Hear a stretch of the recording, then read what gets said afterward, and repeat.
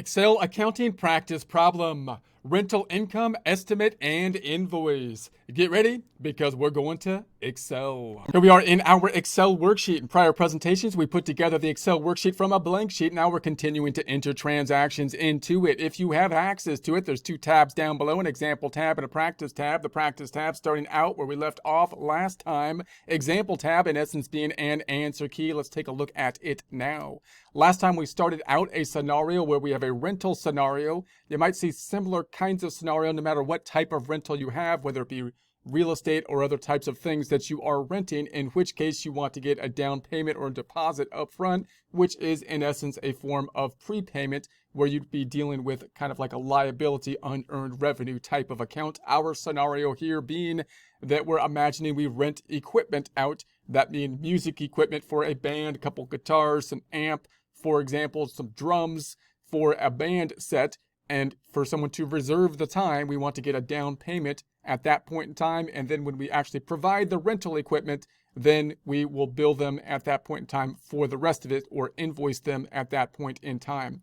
So last time we put it on the books. So we imagine someone booked the rental equipment. And remember, whenever you're thinking about like a rental equipment, then it's often the case that you want to think about how you can do the billing or booking as easily as possible. So for example, if you have multiple pieces of equipment and you were to just piecemeal one guitar, one drum set and have a set rate for each of them, it might be a little bit more complicated because then you'll have to put together kind of an estimate. Whereas you might say, hey, look, this is the package deal. You've got this costs so much for two guitars, the drum set and the amp.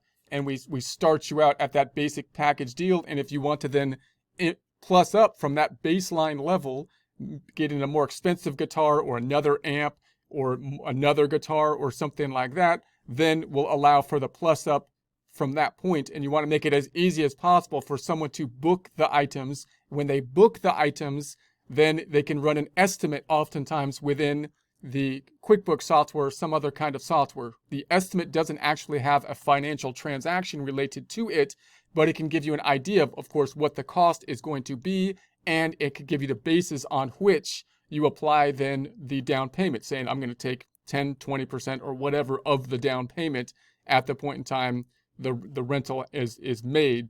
So last time we were imagining that the rental was set up and the down payment was received. So we increased the down payment, and instead of increasing undeposited funds, we put it into a negative receivable, which we kind of went over in the deposit kind of section or unearned revenue section. So there's pros and cons of using a negative receivable when you're thinking about the accounting software because of the subsidiary account tracking the information by customer. Then we deposited that into our checking account. Now we're going to be imagining that the customer comes in and we complete the transaction and record basically the invoice types of transaction and then the receipt of the payment, and then we'll deposit that into the checking account. So let's take a look at it. Let's go back to the practice tab here.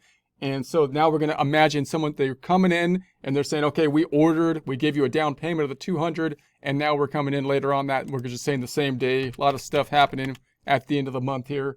And we want the rest of the rental equipment at this point in time for the band session that we're making. So now we're going to have an invoice type of transaction. We don't have any inventory related to it because we're just renting out the inventory. So I'm going to say accounts receivable is going to go up. And the other side, I'm going to put into another account. We could put it into service revenue. It's not going to be sales because sales represents us selling basically income or inventory items. I'm going to create another one for a category, remembering that you don't want to have too many categories on the income account side of things. This is a common error that some bookkeepers will make oftentimes because they'll say, I want an income account for my major customers, for example. You don't typically want an income account for each of your major customers usually, because oftentimes you can create a sub report for that when you use accounting software. That would be more difficult for us to do in Excel because we're not applying the customers to sales that are made that aren't on account. But when you're using accounting software, you often can do that, adding that level of complexity into it so that you can then you can run a sub report that will break out your sales by customer. And that's usually a better way to do it. Otherwise, you're going to end up with a very long income statement with a very complex set of accounts. Other times, people try to set up their income accounts by item, inventory item, service, or inventory item. And again, they make it way too long because they add too many categories. And again, usually in accounting software, you can then run subsidiary type of reports, breaking it out by item, which software can often do quite well. So you don't want to have too many groups on your income line items, but we're going to add another one. Going to put it above the sales item because it's going to start with an E, and I want it in alphabetical order because that's what it would look like in software if you didn't have account numbers. So we're going to then insert. We're going to go in here and we're going to say, let's insert and shift these down, shift it down. And we're going to call this then equipment. That's not an E. My fingers are not on the right spot. Equipment rental income. And it should look like the one below it. So I'm gonna take the one below it and say, let's use the paintbrush and just paintbrush that one right there. And so there we have it. Zeros to start off with. The int has populated for us, so that looks good. So we're gonna keep it at that. And I need to do some formatting. I haven't done my formatting. I'm gonna hide some cells from the skinny. Let's go from the skinny all the way to A to the left, right click and hide those. And I haven't done anything to the ending balances, even though I added an account, so I should still be able to copy over without messing anything up. So I'm going to take my ending balances here. We're going to copy them, Control C, put them over on the beginning, right click and paste 1, 2, 3. So that should be okay. And then we'll delete the activity in the middle so we can just focus in on what we're doing at this point in time. So now we've got the accounts receivable. The other side's going to the equipment rental income, and I'm just gonna make up the amount for it. This is something that you would have to set up. This is something that you would want to think about when you're setting it up. You would, at this point, possibly be able to pull this over from the estimate that you made when they called in, the estimate not actually having a transaction related to it. But again, accounting software can have that added complexity, calculating the estimate being driven like an invoice by the items. And then even if they're going to be service items, and the service items, setting those up properly, making the data input for the invoice and the estimates and the prepayment or down payment much easier. So we're just going to say that we're going to say it comes out to 2260 that we're going to be charging. There it is. Let's do the debit and the credit. So this would be our invoice type of journal entry for the transaction. We're going to post the accounts receivable, the AR right here, the accounts receivable increase in the AR for both the month and the year to date to 24,236, and the equipment rental down below in X20 is going to be equal to, scrolling up, we'll pick up the credit of the 2260, bringing both up to the 2260 because there was nothing in the beginning balances. There would be a difference down here between the year to date number and the month number. The net income started at the 3936. There's no change here, and that's because basically our formulas are not picking up everything they should. So if I double click on this, it's not picking up the rental income. So I'm going to drag it up one more. It should be picking up that 0 right there. And then I'm going to copy that across because there should be an impact down here. Let's check it out now. So now we were at the 3936, increased by the 2260 for the month, 26196. And then we have the 11364 for the year to date, increased by the 2260 to the 13624. Let's post it to the GL now, the accounts receivable. Let's go to the AR. We're going to go on over, and that's going to be the third account. A lot of activity, especially at the end of the month, it seems to be here in the AR.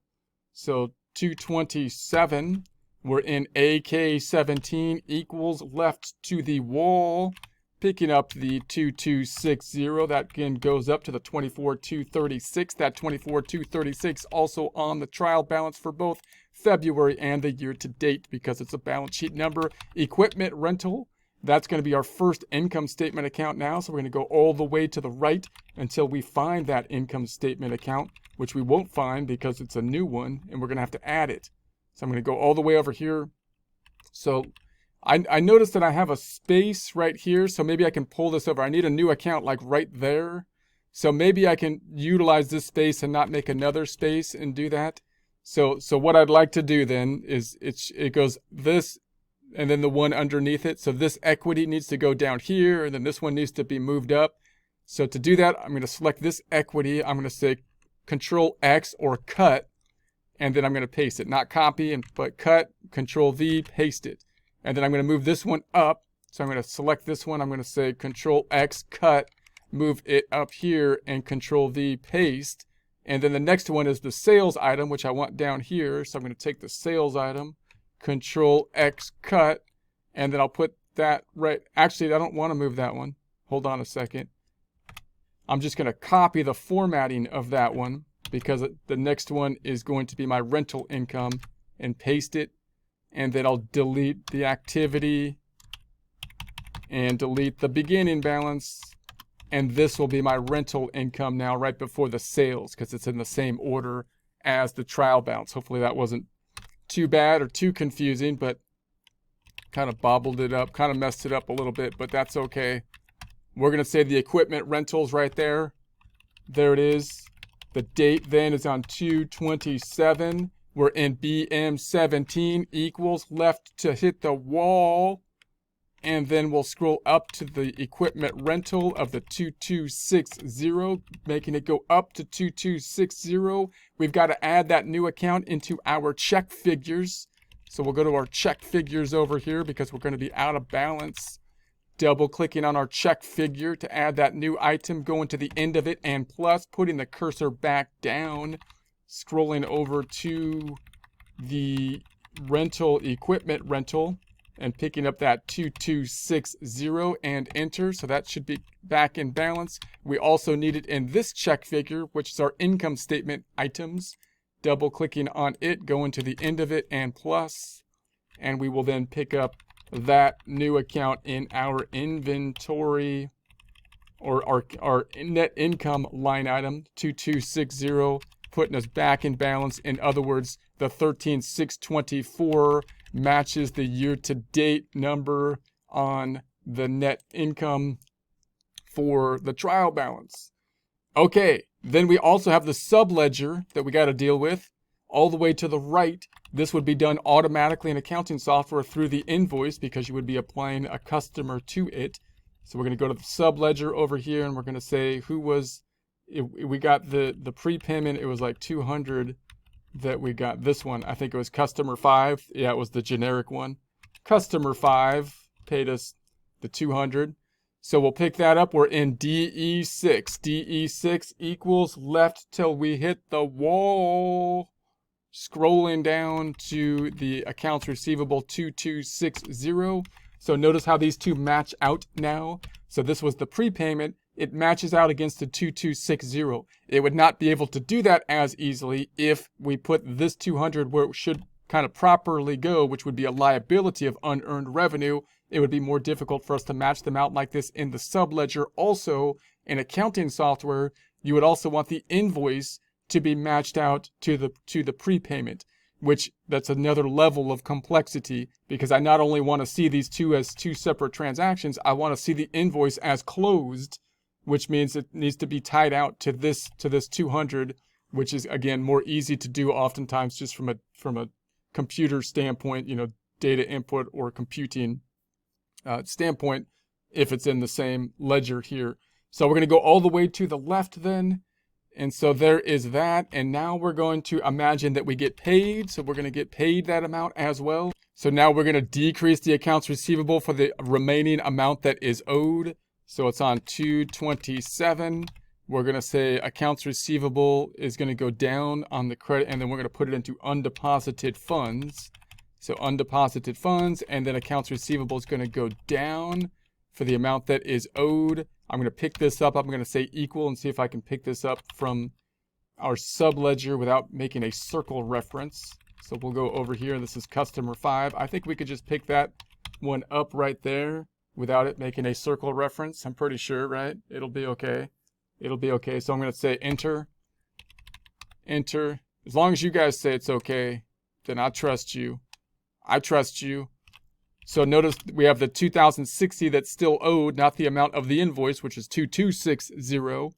And so now we'll post it out. So we're going to say undeposited funds is going to go up top. Undeposited funds is equal to the 2060 and the accounts receivable on the trial balance over here in X6, F2 plus F2 is going to be that 2060. Accounts receivable at the 22176 on both the year to date and February. 2060 undeposited funds for both the year to date and February. Let's post it to the GL as well. Undeposited funds, second account on the trial balance, second account on the GL.